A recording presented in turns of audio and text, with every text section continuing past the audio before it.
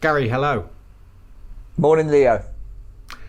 Gary, we've had a question from a client regarding the global economic forecasts from the International Monetary Fund, or the IMF, for 2021. They don't feel that the position, especially the UK in the G7, is as bad as it was previously estimated to be. Have you got any views on that?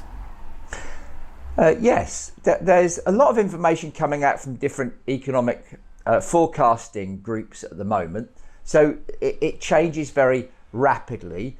Anybody looking at this, what I would say is that you'll get massively wide dispersions in forecast going forward, but you'll also have some differences in what's happened. So for example, people will have some forecasts of how well the UK economy did or how badly it did in 2020, and those estimates will be now quite close because we've got figures in for the first 3 quarters. But when you come to 2021, you've got a clean sheet of paper and you're looking at the full 12 months. And of course, you've got lots of possible outcomes in that period. So I think the IMF were reckoning that the UK didn't do as bad as it was at once thinking. And that's because the UK had an absolutely stonking recovery in Q3. We all got to spending and doing things after the first lockdown ended. But of course, now we've got to deal with Q4, where the economy would have slowed down under this latest lockdown. But the forecasts for this year, particularly for the UK, are likely to be quite good. And the UK is expected on any measure to stick in a very, very good performance this year. And the main reason for that is that we have a predominantly service-based economy, and services did particularly badly last year. And this year, if things get back to normal, services will bounce back strongly. The other thing that favours the UK is that we are just about the best placed nation in the world, bar Israel, with regard our vaccine programme, which we are rolling out very quickly. And of course, if this does get the UK population to herd immunity faster than anyone else, our lockdown will end the earliest, and you can then get the economy booming. And if I just make one point on that, Leo, that is worth bearing in mind, the UK savings rate for 2020 will be the highest on record. In other words, UK families saved more last year than they have ever saved in history. And that money has been stored up in cash deposits and is likely to get unleashed when people can get back to doing things. Anybody watching this, I guarantee that have missed holidays last year will be itching to catch up, that have not been able to go to restaurants will be itching to get back out, that have not been able to go to the cinema or theatre will be desperate to get back out. So we are going to spend a lot of money when this lockdown ends, and that is likely to give the economy a massive boost. Sure, and of course all this rests on hopes with the vaccine. Gary, I've heard references to the roaring 20s. Do you think anything like that's going to come round again? Oh, I hope so. When you look back in history, very often you look at these difficult times. 1929, both world wars, 1918 Spanish flu pandemic, hyperinflation of the 1970s. These difficult times, but there's also some pretty good times in history, and it always struck me that the roaring 20s was one of them. So, out the other side of this pandemic, if the UK has a bit of the roaring 20s, then I'm in. Excellent. And the resilience through adversity, I suppose, that I've witnessed in communities and beyond over recent months, I think is quite exciting. People are harnessing new ways of doing things. The educational sector, children, younger generations in their formative years, we talked about how vital it is that they're educated, that they remain connected to people, and all going well with this technology and how quickly the youngsters are grasping it these days. I'm sure they'll be teaching us new things in no time. I hope so, because I've gone on about this for some time. Is post the global financial crisis, one of the major problems we've had is that we've just not been improving productivity. And productivity is the means by which you can increase everybody's standard of living that is in a country.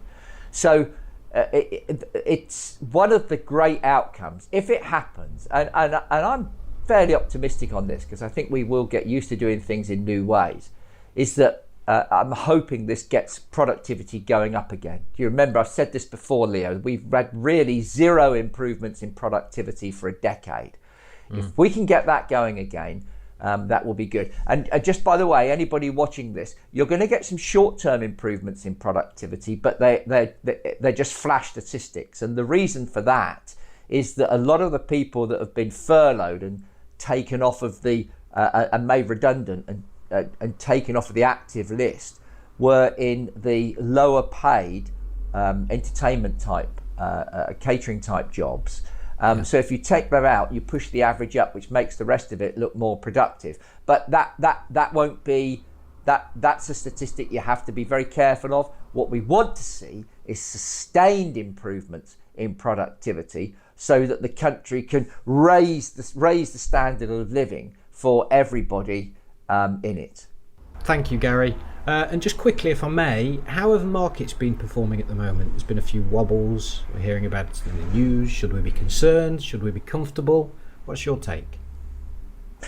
I think you're going to get market wobbles, Leo, because one of the things that the market is discounting is the fact that we get through this pandemic in 2021 and out the other side and back to some form of normality. So anytime there's a threat to that, say rumours of yet another strain of the coronavirus that may be immune to the vaccinations and therefore delay economies getting back to normal, it is going to upset stock prices. But so far, every time these strains are mentioned, when they are analysed by the vaccine companies confirm that their vaccines are effective against the new strains. And if you look back at the 1918-1919 pandemic, there was a second strain, but those that had the first strain had built up immunity to both the first strain and the second strain. So it's normal for protection to be in place once you've been vaccinated or picked up natural immunity from the first strain.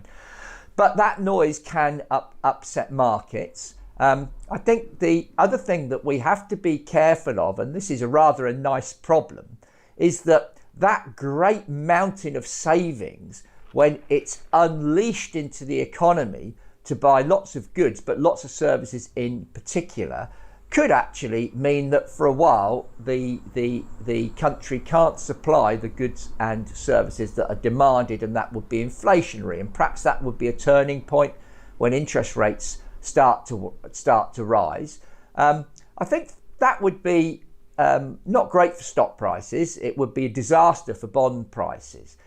And so what we're doing at the moment on Team Leo is that we're obviously mindful of what you call the short-term risks, and all those short-term risks are around the efficacy of the vaccines and a potential strain of the virus that's immune to those vaccines. But I think you've got to look beyond that and say, what happens if things get back to normal far quicker than we expect, and you get inflation back in the system? And for that reason, we've been doing things to make the portfolio defensive against rising interest rates. So interestingly, when we had our conversations in the spring last year and the market had fallen back tremendously in March, we were finding lots and lots of bargains and we were quite bullish. We're not as bullish this year. We're being more guarded. There's been a good recovery on stock prices. They're not as good value as they were last spring. So you've got to be careful on the way in which portfolios are constructed today. And that's something which all the analysts on Team are bearing in mind when they're doing their work.